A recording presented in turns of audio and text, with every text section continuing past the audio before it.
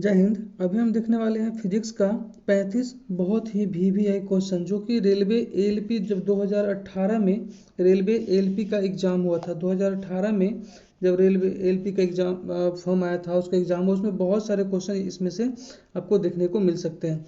बहुत सारे क्वेश्चन आपको इस चैप्टर से आपको मिले थे। इसका 35 क्वेश्चन हम लेके आए हैं, जो कि बहुत ही ज़्यादा महत्वपूर्ण है। तो पहला क्वेश्चन है, प्रकाश डैश का वह रूप है जिसकी सहायता से हम वस्तुओं को देखते हैं। आपको 4 ऑप्शन दिया जाता है: ऊर्जा, बिजली, ताप, विद्युत। आपको सही आंसर बताना है।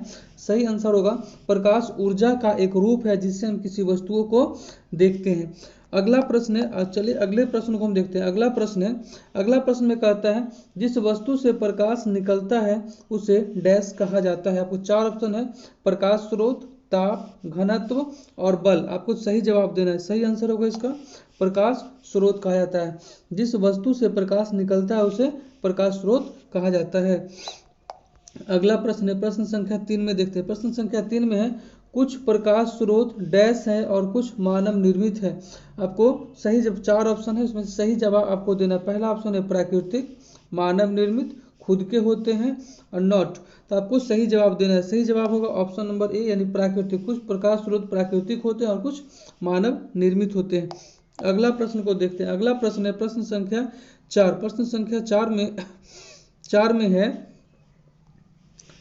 वे वस्तुएं डैश उत्सर्जित करती है प्रतिदीप्त कहलाती हैं: प्रकाश, प्राकृतिक, गति या बल। आपको इसका सही आंसर देना है। सही आंसर होगा प्रकाश।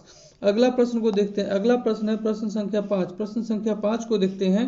प्रश्न संख्या 5 में, जो वस्तुएं प्रकाश डैश नहीं करती अदीप्त कहलाती है। उत्सर्जित, जो कुछ वस्तु ऐसी होती है जो प्रकाश उत्सर्जित नहीं करती है, उन्हें हम क्या कहते हैं? अप्रतिदीप्त कहते हैं। अगला प्रश्न को देखते हैं। अगला प्रश्न है प्रश्न संख्या 6। प्रश्न संख्या 6 में है, प्रकाश डैश रेखा में चलता प्रतीत होता है। आपको 4 ऑप्शन दिया जाता है: टेढ़ा, चौड़ा, पतला या सरल। तो इसका सही आंसर होगा प्रकाश सरल रेखा में चलता हुआ प्रतीत होता है। अब अगले प्रश्न को देखते हैं। प्रश्न संख्या 7। प्रश्न संख्या 7 में है, सरल रेखा पर चलने वाले प्रकाश को प्रकाश की डैश कहते हैं। आपको 4 ऑप्शन है: रेखा, गमन, चौड़ाई, किरण। आपको सही आंसर देना है। सही आंसर होगा किरण कहते हैं। अगले प्रश्न को देखते हैं। अगला प्रश्न है प्रश्न संख्या 8। प्रश्न संख्या 8 में है, प्रकाश की किरणों के समूह को प्रकाश का डैश कहते हैं। आपको 4 ऑप्शन है: किरण, कारण, गमन, किरण पुंज। इसका सही आंसर होगा किरण पुंज कहते हैं। अगले प्रश्न को देखते हैं। अगला प्रश्न है प्रश्न संख्या 9। प्रश्न संख्या 9 में है, किरण पुंज डैश प्रकार के होते हैं। ऑप्शन है 4, 5, 7, 3। इसका सही आंसर आपको बताना है। सही आंसर होगा ऑप्शन नंबर डी, यानी 3 प्रकार के होते हैं। कौन कौन होते हैं? अपसारी, समांतर और अभिसारी। अगले प्रश्न को देखते हैं। प्रश्न संख्या 10 में है। प्रश्न संख्या 10 को देखते हैं, वे पदार्थ जिनसे होकर प्रकाश आसानी से पार कर जाता है डैश पदार्थ कहलाता है: पारभासी, पारदर्शी, अपारदर्शी या दर्पण। आपको सही आंसर होगा पारदर्शी कहलाता है। अगले प्रश्न को देखते हैं। अगला प्रश्न है प्रश्न संख्या 11। प्रश्न संख्या 11 में है, वे पदार्थ जो प्रकाश को अपने में से होकर जाने नहीं देते डैश पदार्थ कहलाते हैं: पारभासी, पारदर्शी, अपारदर्शी या दर्पण। क्या कहलाते हैं? इसका सही आंसर होगा अपारदर्शी कहलाते हैं। अगला प्रश्न है प्रश्न संख्या 12। प्रश्न संख्या 12 में है, प्रकाश को किसी वस्तु से टकराकर लौटने की घटना को प्रकाश का डैश कहते हैं: परावर्तन, अपवर्तन, गति या विचलन। इसका सही आंसर होगा प्रकाश का परावर्तन कहते हैं। अगला प्रश्न है प्रश्न संख्या 13। प्रश्न संख्या 13 में है, समतल दर्पण प्रकाश का एक अच्छा डैश है: परावर्तक है, वस्तु है, अपवर्तक है, घटना है। सही आंसर होगा परावर्तक है। अगले प्रश्न को देखते हैं। अगला प्रश्न है प्रश्न संख्या 14। प्रश्न संख्या 14 में है, प्रकाश के परावर्तन के कितने नियम है? 2, 3, 4, 5। सही आंसर होगा प्रकाश के परावर्तन के 2 नियम होते हैं। अगले प्रश्न को देखते हैं। अगला प्रश्न है प्रश्न संख्या 15। प्रश्न संख्या 15 में है, आपतित किरण, परावर्तित किरण तथा आपतन बिंदु पर खींचा गया अभिलंब तीनों डैश ही समतल में होते हैं। तो 1, 2, 3, 4। इसका सही आंसर होगा एक ही समतल में होते हैं। अगले प्रश्न को देखते हैं। अगला प्रश्न है प्रश्न संख्या 16। प्रश्न संख्या 16 में है, आपतन कोण परावर्तन कोण के डैश होता है: बड़ा, छोटा, बराबर, कोई नहीं। सही आंसर होगा आपतन कोण परावर्तन कोण के बराबर होता है।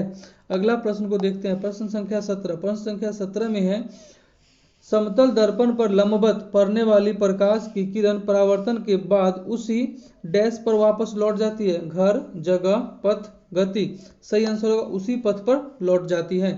अगले प्रश्न को देखते हैं। अगला प्रश्न है प्रश्न संख्या 18। प्रश्न संख्या 18 है, प्रतिबिंब डैश प्रकार के होते हैं। 4, 3, 2, 1। आपको सही जवाब देना है। सही होगा ऑप्शन नंबर सी, यानी 2 प्रकार के प्रतिबिंब होता है। अगले प्रश्न को देखते हैं। अगला प्रश्न है प्रश्न संख्या 19। प्रश्न संख्या 19 में है, किसी बिंदु स्रोत से आती किरणें परावर्तन के बाद जिस बिंदु पर वास्तव में मिलती है उसे उस बिंदु स्रोत का वास्तविक डैश कहते हैं। आईना, दर्पण, गति, प्रतिबिंब। क्या कहते हैं? सही आंसर होगा प्रतिबिंब कहते हैं। अगला प्रश्न को देखते हैं। प्रश्न संख्या 20। प्रश्न संख्या 20 में है, वास्तविक प्रतिबिंब वस्तु की अपेक्षा हमेशा डैश होता है और वह पर्दे पर प्राप्त किया जा सकता है। 4 ऑप्शन है, सीधा, उल्टा, वक्र, टेढ़ा। सही आंसर होगा उल्टा होता है। वास्तविक प्रतिबिंब वस्तु की अपेक्षा हमेशा उल्टा होता है और उसे पर्दे पर प्राप्त किया जा सकता है। अगला प्रश्न है प्रश्न संख्या 21। प्रश्न संख्या 21 में है, जिस बिंदु स्रोत से आती किरणें परावर्तन के बाद जिस बिंदु से आती हुई प्रतीत होती है उसे उस बिंदु स्रोत का क्या कहा जाता है? वास्तविक प्रतिबिंब, आभासी प्रतिबिंब, वर्धित प्रतिबिंब, इनमें से कोई नहीं। इसका सही आंसर होगा आभासी प्रतिबिंब कहा जाता है। अगला प्रश्न है प्रश्न संख्या 22। प्रश्न संख्या 22 को देख। प्रश्न संख्या 22 में, आभासी प्रतिबिंब वस्तु की अपेक्षा हमेशा सीधा होता है और इसे पर्दे पर प्राप्त किया जा सकता है या नहीं किया जा सकता है। आपको 4 ऑप्शन, यस, नो, यस और नो, इनमें से कोई नहीं। सही आंसर होगा इसे पर्दे पर प्राप्त नहीं किया जा सकता है। आभासी प्रतिबिंब वस्तु की अपेक्षा हमेशा सीधा होता है और इसे पर्दे पर प्राप्त नहीं किया जा सकता है। अगला प्रश्न है प्रश्न संख्या 23। प्रश्न संख्या 23 में है, कोई वस्तु समतल दर्पण से जितनी आगे होती है उसका प्रतिबिंब दर्पण से उतना ही डैश बनता है। आगे, पीछे, बराबर, नॉट। इसका पीछे बनता है। अगर दर्पण यहाँ पे दर्पण है वस्तु और यहाँ पे, तो प्रतिबिंब भी इतना ही के डिस्टेंस पे, सेम डिस्टेंस पे बनता है। अगला प्रश्न को देखते हैं। अगला प्रश्न है प्रश्न संख्या 24। प्रश्न संख्या 24 में है, वैसा दर्पण जिसका परावर्तक सतह किसी खोखले गोले का एक भाग होती है क्या कहलाता है? समतल दर्पण, अवतल दर्पण, दर्पण या गोलीय दर्पण। सही आंसर होगा गोलीय दर्पण कहलाता है। जिस दर्पण का परावर्तक सतह खोखले गोले का एक भाग जैसा होता है वह गोलीय दर्पण कहलाता है। अगले प्रश्न को देखते हैं। प्रश्न संख्या 25 में है, गोलीय दर्पण के मध्य बिंदु को डैश कहते हैं। कक्ष, अक्ष, ध्रुव, फोकस। इसे ध्रुव कहा जाता है। क्या कहा जाता है? ध्रुव कहा है। गोलीय दर्पण के मध्य बिंदु को ध्रुव कहा जाता है।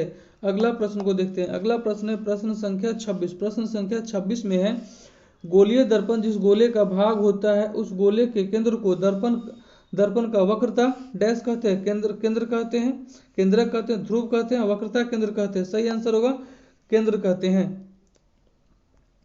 अगला प्रश्न को देखते हैं। अगला प्रश्न है प्रश्न संख्या 27। 27 में है, गोलीय दर्पण जिस गोले का भाग होता है उसकी डैश को गोलीय दर्पण की वक्रता त्रिज्या कहते हैं। केंद्र, त्रिज्या, फोकस, ध्रुव। सही आंसर होगा त्रिज्या को। अगला प्रश्न को देखते हैं। अगला प्रश्न है प्रश्न संख्या 28। प्रश्न संख्या 28 में है, गोलीय दर्पण में ध्रुव से वक्रता केंद्र को मिलाने वाली सरल रेखा को दर्पण का डैश कहते हैं। समान अक्ष, मुख्य अक्ष, ध्रुव या लेंस। सही आंसर होगा मुख्य अक्ष कहा जाता है। अगला प्रश्न है प्रश्न संख्या 29 में, गोलीय दर्पण 2 प्रकार के होते हैं, उत्तल और एक डैश। उत्तल और अवतल होता है। अगला प्रश्न को देखते हैं। अगला प्रश्न है प्रश्न संख्या 30। प्रश्न संख्या 30 में है, अवतल दर्पण द्वारा प्रकाश का परावर्तन उसकी डैश सतह से होता है। बाहरी, निचली, भीतरी या ऊपरी। तो भीतरी सतह से होता है। अवतल दर्पण के द्वारा प्रकाश का जो परावर्तन होता है वह उसकी भीतरी सतह से होता है। अगला प्रश्न को देखते हैं। प्रश्न संख्या 31। 31 में है, उत्तल दर्पण द्वारा प्रकाश का परावर्तन उसकी डैश सतह से होता है। तो उत्तल दर्पण में बाहरी सतह से होता है और अवतल दर्पण में भीतरी सतह से होता है। अगला प्रश्न को देखते हैं। अगला प्रश्न है 32। 32 नंबर में है, गोलीय दर्पण के ध्रुव से उसके फोकस दूरी को उसके दर्पण की फोकस दूरी कहते हैं। इसे डैश से सूचित किया जाता है, तो इसको छोटा f यानी स्मॉल f से सूचित किया जाता है।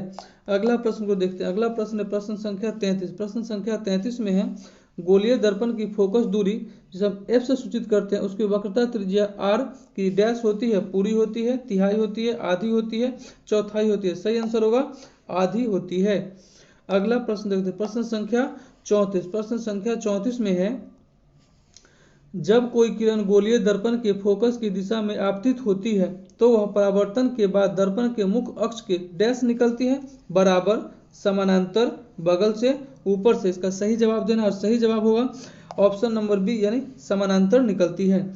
और आज का अंतिम क्वेश्चन है क्वेश्चन नंबर 35। क्वेश्चन नंबर 35 है, दर्पण का सूत्र होता है, दर्पण का क्या सूत्र होता है? तो दर्पण का सूत्र होता है 1/v plus 1/u equal to 1/f। ये दर्पण का सूत्र होता है, इसे याद रखें। और तो ये थे बहुत ही महत्वपूर्ण क्वेश्चन।